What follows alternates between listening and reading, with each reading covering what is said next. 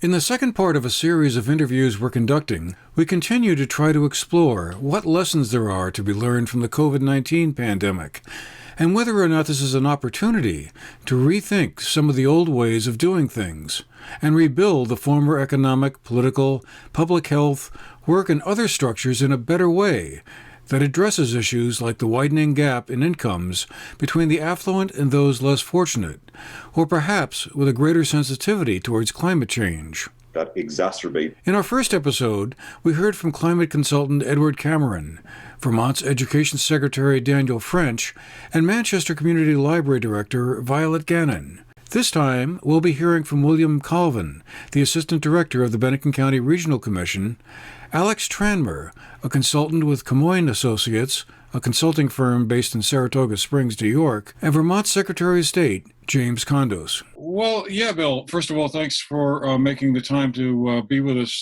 today. What do you see as the main lessons learned or things that stand out in your mind when you consider that point?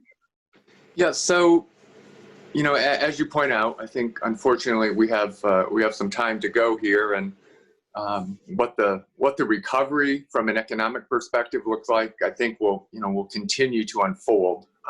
That said, I do think, if not lessons learned, there are some areas where I think we're seeing some trends emerging, and we'll see if those are long term or not. And with regard to our regional business community, I think first and foremost, the word that I want to kind of focus on is resilience and flexibility. And I think we have seen that in spades already. And just, for quick background, since March and the onset of the pandemic, BCRC and, in conjunction with BCIC, which we staff, we've engaged with just under 400 businesses in some type of support role within the region.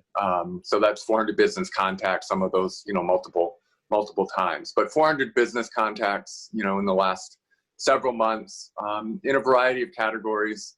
Early on, those were helping to kind of understand what executive orders and essential businesses look like, and how do we comply with those orders, what we saw. And I think there's an opportunity for this to stick. We saw a quick transition by a number of businesses to increase their digital presence and literacy. So increased website design, how do I do a better job accepting online orders, how do I do more of my business online? So even as we emerge, hopefully late spring, summer, into a more quote unquote normal environment, I'm expecting that you're going to see a number of our retail providers maintain that online presence. And I think that probably is a positive, for them. So some examples of resilience there, and flexibility and a potentially positive trend. I think the other thing that we need to be paying attention to, and there's been a lot of press on this, is what portion of this kind of population in migration is going to stick, and what's that mean for our area, for the schools, and for our business community in the region. You look at what's happened in Bonneville with regard to the change in population there as a result of people moving from more urban environments. We have talked about going way back to 2016 with the Southern Vermont Economic Development Zone report. It led off with Southern Vermont needs to repopulate itself. I think some of that may be happening. Too early to tell how much of that, how many of those folks are going to make a permanent home here. But if you believe the UVM study and kind of the articles that Digger and others have done, at least a third of those folks are saying we probably are gonna stay here, and another third are suggesting we're not sure, but we could. So I think that's the other thing that we're kind of paying attention to and trying to figure out what that means for our business community. So just to follow up on that point, one of the big things I've read a lot about over the past 6 or 7 months has been about remote working. The point you were just referring to there, I believe, with Bonneville and Winhall, and the influx of new folks moving there. Do you see the future of office work, gravitating more towards allowing people to work remotely from home, as opposed to, let's say, commuting into the office 5 days a week? I think so. I think that will be. I think that will be a trend that will stick. I think, had this been kind of a shorter term thing, which would have been good from a number of perspectives. I'm not sure that would be the case. But now that we're 8 or 9 months in and have some time to go, and people are becoming accustomed to this work from home, I think there will be some offices that are going to provide additional telecommuting opportunities. I'll note, perfect example is our office at BCRC. So we're relocating in a couple of weeks to a new location in Bennington, across the street at 210 South Street. The person who acquired our building has had intentions of moving in their offices all along. So mid-December, we're relocating, and we are shrinking our office size by about 50%. Going from about 3,300, a little more, 3,300 square feet down to just over 2,000 square feet, with the understanding that, some of BCRC's staff is going to be working from home at least part-time, probably on an ongoing basis. So that provided some flexibility, for us, and allowed us to kind of move into a smaller space. So I think that's a positive for a lot of businesses and a lot of people. Obviously, it's a negative potentially for the commercial real estate market that serves kind of that office market. So we will see. I think you're going to see some conversion down the road of what was commercial office space into other potential uses. What those are, I'm uncertain. Perhaps residential, if that makes sense. We'll see with regard to retail. I think retail. We talked about online, retail, physical brick and mortar retail was a challenge in our region pre-pandemic. It's going to continue, I think, to be a challenge, and people are really going to need to be creative and distinguish themselves in order to be successful long-term in that retail environment. Out of the flux of all of this that's going on, do you see any indications that the whole climate change agenda is going to be top of mind for a lot of people? We have the Global Warming Solutions Act coming into place, but this would seem like, with everything else kind of going on, a chance to maybe, upgrade some climate-related aspects to the economy as well. Or is that just more likely to sort of get stuck in the same back and forth that we were seeing before the pandemic? So I think there's some, there's some national level leadership that is likely to change there. I think with a new administration coming in, obviously that administration is intending to make, battling climate change a priority. Vermont has been at the forefront of that. So I do think there will be some opportunities there. And there may in fact be some opportunities in the green economy in our region. I think we're pretty well positioned to that as a state. We've been paying pretty close attention to sustainable energy and kind of energy as a business, for some time now. So we'll see. I do think that's an opportunity. We'll see how those things get sorted out. I mean, it's going to be really interesting to see kind of is there a gradual return to kind of what was the normal? Is it a snapback to that, or is it something in between? And my gut tells me it's going to be something in between. I think people are going to want to get back to what was familiar to them as quickly as possible, but I do think we're going to see some changes that we're currently experiencing stick. I, for one, am hopeful that meeting in this type of virtual format for state level meetings is something that sticks for quite a while. I don't miss driving 6 hours for a 2-hour meeting, up and back to Montpelier, and frankly have found the meetings that we've been doing at a statewide level just as efficiently conducted in this format now that people are used to it. So, and that certainly benefits the climate, not having people from all over the state driving. Well, nobody drives quite as far as us, but up and back from Montpelier, but coming in from all corners of the state for a 2-hour meeting. Yeah, well, absolutely. Certainly on the media side of things, I will agree that it's hard to imagine us not continuing to do Zoom conversations a year from now or whenever. I guess just to wrap it up, what do you see as the most urgent priority coming out of this? That when you talk with local legislators or state officials, what are you hearing from them, and what are you telling them that they ought to be focusing on in the immediate months as we, emerge out of this and the vaccine is distributed and things start to go back to quote unquote normal? Is there one or two things that really stand out that you're saying, hey, this has got to be top of the list? Yeah. So and our regional legislators, in particular, with some really strong leadership from Senator Dick Sears, have been focused on the hospitality sector. That sector has really been decimated, both lodging and kind of restaurant.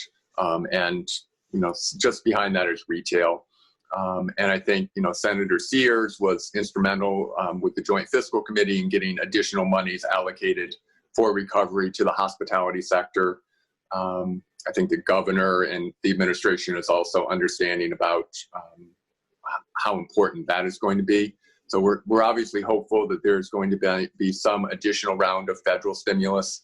I think Vermont did an outstanding job in allocating the initial round of stimulus money out to its businesses to the best degree it could. I think it was pretty efficient getting the money out. I give major kudos to the Agency of Commerce and Community Development for standing up brand new programs and in conjunction with the tax department and getting those pretty efficiently run out to as many businesses as possible. Hospitality, including restaurants and retail, are going to need some major support for going forward. All businesses are taking a hit. Our manufacturing sector was able to, I think, get through this and to this point, and will, I expect, continue to get through this at a better level. Those people have been able to largely keep their workforces on and intact, and again, it requires some flexibility and kind of reshifting of focuses, but have been able to do that. But I think first and foremost, hospitality and retail are going to need some additional support. What are some of the lessons or takeaways that you're seeing coming out of the whole COVID-19 pandemic experience of the last 8 months? Looking ahead, what do you think might be some of the things that we could kind of use this whole thing as an opportunity to fix some issues that were pre-existing? And how, just in general, do you see, things changing economically and in terms of community development and planning? Yeah, absolutely. I mean, it's been a challenging 8 months, that's for sure. And it's going to be a challenging road to recovery, I think it's fair to say. I think some of the things that, to summarize, I think we've seen trends that were already occurring. Those things were accelerated. So the move to digitalization, so the move to making things digital across all industries. We hear about retail, and that's certainly one of the things, but across all industries, whether that's office, life sciences, healthcare, we've seen move online for a variety of reasons, but I think that move to make things digital, that was on the precipice, and we've just seen that really accelerated in 8 months. And so the technology that is necessary to support that work, whether it's, broadband that we all keep hearing about, but, just general telecommunications, cell service still, is really not widely available in some rural locations. And so I think the digital divide has been a big theme that's come out of the last 8 months. And one of the things that's been a big change is, of course, the whole remote working aspect of of life and the economy and everything. Do you think remote working is going to be something that will come out of this, that we'll continue to do?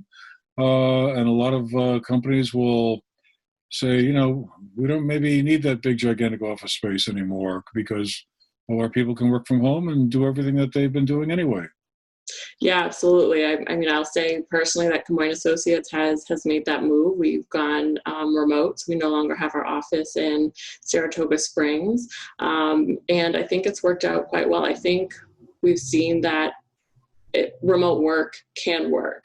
Again, this is something that was sort of on a more one-off basis and a trend that was continuing to happen, perhaps in co-working spaces. But I think we've seen remote work can work, that productivity has continued. The aspect that I think is, still in the works for figuring out is workplace culture. How do you maintain that? How do you support your employees and, keep a positive culture when you're, maybe in different states, in different cities, maybe even in different countries. So I think there's still sort of a balance between, how do we get employees together? How do we communicate? How do we collaborate? And whether that's perhaps at a co-working space 1 day a week, or at a conference space, maybe you have a headquarters that you meet there every so often. But certainly the real estate for office, that's something that is going to see a lot of shifts in the coming year, and something that we're going to watch closely. Well, yeah, because the implications for commercial real estate in particular seem enormous. I mean, there's all this office space, not only in, medium-sized towns like Saratoga, but, larger cities where, we got all these buildings here, and maybe now we don't need half of that anymore. Do you think that that might be converted over into housing? Or what might be some of the uses that will be put towards? Absolutely, yeah. Some of that conversation is already happening. I think housing is sort of top of the list for how do we repurpose some of this office space that is just, obsolete if remote work continues. Maybe healthcare, sort of the medical office, outpatient type of space, whether it could be repurposed to that. I think some of these discussions are definitely still ongoing. I think one of the other office sort of commercial real estate aspects is the suburban office park, that we've seen a couple different things. The companies that have sort of flocked from major cities, San Francisco or New York, and gone to perhaps a more suburban location. So in that way, they've actually attracted some users. While previous to this, they were really becoming obsolete. Nobody wanted to be in the suburbs. They wanted to be in the central business district with the amenities. And now those suburban office parks have actually perhaps attracted a new light, a new tenant, and sort of thinking again about how to incorporate those amenities into the suburban office park, so that it's not just the office space, but that you do have trails or restaurants or retail that works for the worker that might be there occasionally. So that sort of the patterns and lifestyles of workers is really all shifting and still being worked out. So what implications does that have then for downtowns and in particular downtown retail? I mean, you kind of make downtowns distinctive and main streets, kind of give it a lot of their character, or? Yeah, so we've seen the acceleration of online shopping for sure. And I think that uptake from populations or cohorts that might not typically have done that prior to March 2020, those trends are probably here to stay. Those people that made the move to online shopping during the last 8 months are not likely to go back necessarily to their typical spending patterns. Like they've made the move to online shopping. So yeah, that is going to be an adjustment. I think, again, it has been a challenging time, but the steps that retailers have taken to move themselves online, to move their inventory online, to look at their supply chains and, think about, okay, wait, how can I meet the demand of right now, whether that's outdoor recreation or DIY and home building materials. things that were in high demand. That's a big shift for retailers. I do think that downtowns and those small businesses, they still play a really important role in the sense of place for a community.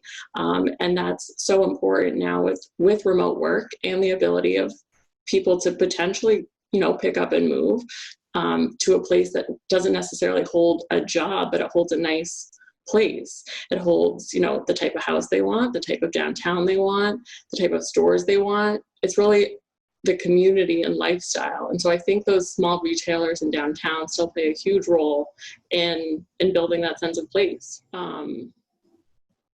I think the other opportunity with rural locations as well, certainly the outdoor recreation, we've seen that industry take off in the last 8 months or so. And again, it's one of those things that, it's been a trend and sort of a pattern over the last 8 months, but I think it's been long enough that we've been in this pattern that I think people are this isn't a temporary thing, that people are going to want to continue to get outside and experience the great outdoors. And so some of these rural locations really have access to those locations, and, sort of making sure that they're maintained and sort of, dusted off, for lack of a better word, due to this new activity, I think really have the potential to reinvigorate the economy. So I think one of the things that has come out of this pandemic as well in the field of economic development is really understanding that the relationships and trust and networks that economic developers have with their businesses prior to a crisis is so important, so that in a time of crisis, you're not trying to fix the crisis and get to know your businesses. Instead, you might be able to anticipate needs of some small businesses or your major employer. Really having that network built in is so important for resiliency, and being able to bounce back. Of course, it's going to be a challenge and it's still going to be difficult, but having that trust and those relationships established is so key to sending out those emails right away, deploying resources and understanding where the need is. And because this has been, really such a long process, understanding along the way sort of the fluctuations, and keeping up with the businesses along the way. Thank you, Andrew, for having me on, and hopefully we'll be able to do something different in the future rather than do this by Zoom. But in any case, I think this is the wave of the future is Zoom and whatever. I personally do support the concept of universal ballot mailing, but it needs to be done very carefully and very deliberately. We need to review all of our election laws. There are things that I think that we've learned in watching other states that have done this. California and New Jersey were two of the bigger states that actually moved to vote by mail as well. We have 5 states that do it already permanently. And there are things that we can learn from all of those states. We need to focus on getting to the right solution, not the fastest solution or quickest solution. We still have a lot of unanswered questions, and we have lessons to be learned from 2020. Keep in mind that everything we did in 2020 revolved around the pandemic. So what we were trying to do was drive down the number of in-person people walking, in-person traffic at the polling locations. And I think we did that because if you look at the numbers, first of all, we had a very high voter turnout, both in the primary and in the general election, although they were both run a little bit different. But in the general election with vote by mail, we smashed the previous record by 45,000 voters or something in the state. We had 374,000 ballots that were cast. Of that 374,000, 280,000 of those were vote by mail or early drop-off. So people who had received their ballots at home but preferred to drop it off at the town clerk's office rather than mail it back. So 280, that's 75% the vote tally was actually done through the vote by mail or drop off.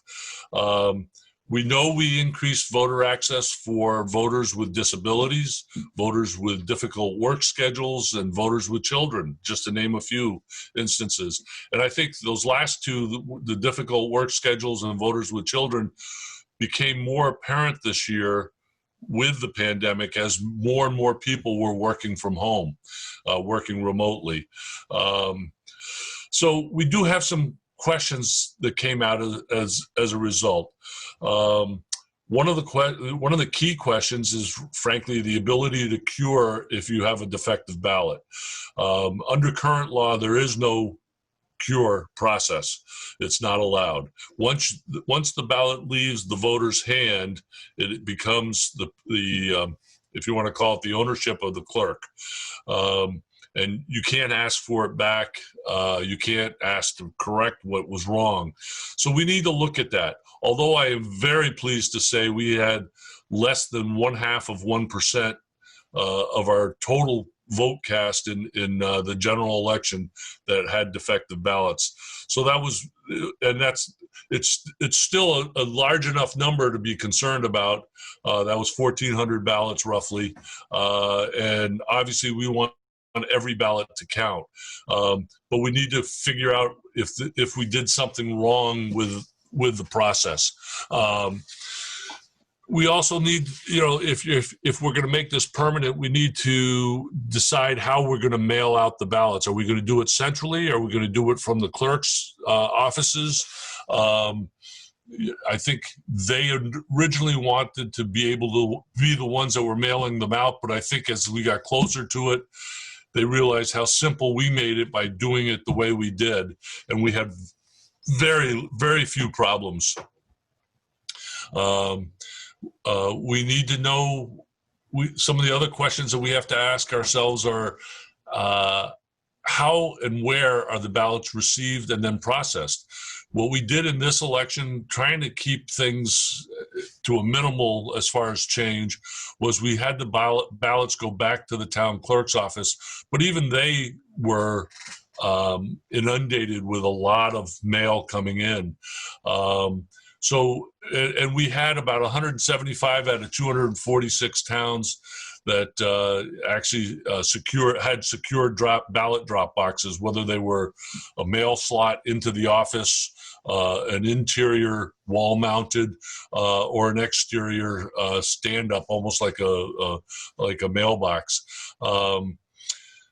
So we need to look at whether there are requirements, security requirements that we need to improve and increase for secure ballot boxes.